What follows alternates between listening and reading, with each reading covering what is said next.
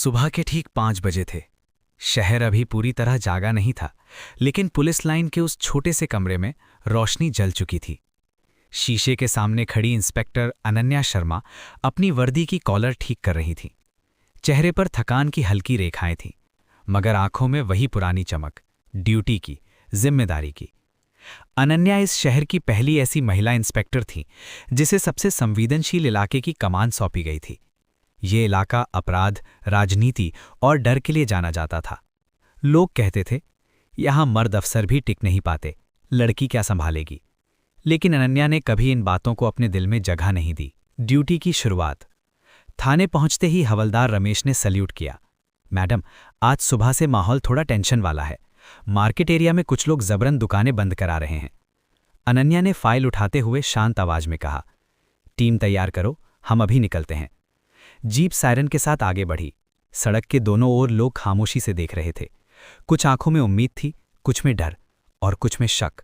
देखते हैं ये मैडम क्या कर पाएंगी। पहली चुनौती।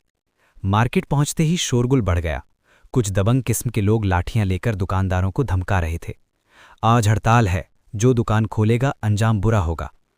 अनन्या जीप से उतरी, बिना किसी डर के सीधे उन लोगों के सामने जा खड़ी हुई। ये इलाका मेरे अंडर में है, कानून अपने हाथ में लेने का हक किसी को नहीं। एक बदमाश हंसते हुए बोला, मैडम आप हट जाइए, ये मर्दों का काम है। अनन्या की आंखें सख्त हो गईं। कानून ना मर्द होता है ना औरत, और इसे तोड़ने वाला सिर्फ अपराधी होता है। उसने इशारे से पुलिस को आगे बढ़ाया। कुछ ही मिनटों में हालात काबू में थे। 2 लोगों को हिरासत में लिया गया। भीड़ में खड़े दुकानदारों के चेहरों पर राहत थी।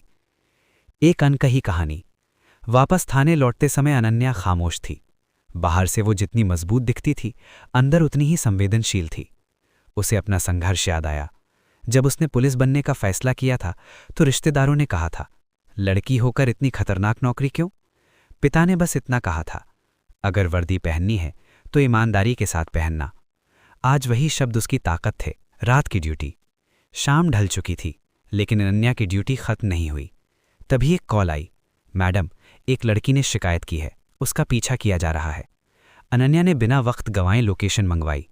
रात के अंधेरे में गश्त तेज कर दी गई।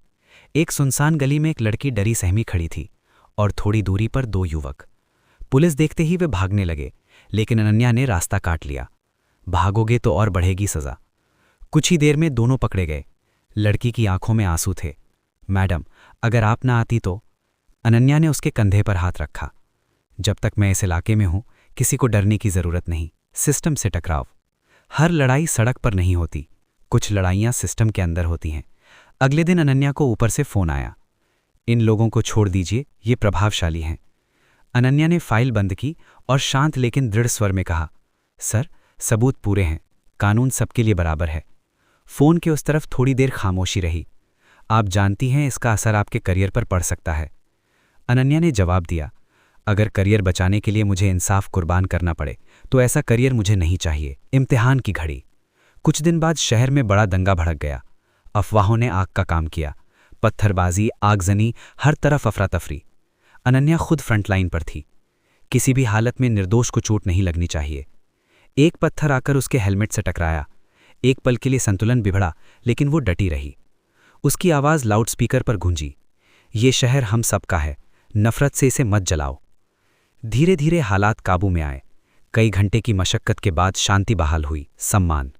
अगले दिन अखबारों की हेडलाइन थी, गर्ल इंस्पेक्टर की सूझबूझ से टला बड़ा हादसा। थाने में लोग मिठाई लेकर आए।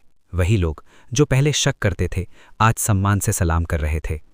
हवलदार रमेश ने कहा, मैडम, आपने साबित कर दिया, वर्दी हिम्मत से चलती है, ताकत से नहीं। अनन्या मुस्कुराई, लेकिन जानती थी ये अंत नहीं, बस एक और शुरुआत है।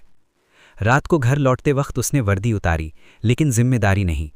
शीशे में खुद को देखते हुए उसने सोचा, मैं सिर्फ एक लड़की नहीं, एक इंस्पेक्टर हूं, और मेरी ड्यूटी मेरे होने से बड़ी है। बाहर शहर चैन की नींद सो रहा था, और कहीं ना कहीं इस सुकून के पीछे एक लड़की इंस्पेक्टर की निडर ड्यूटी खड़ी थी।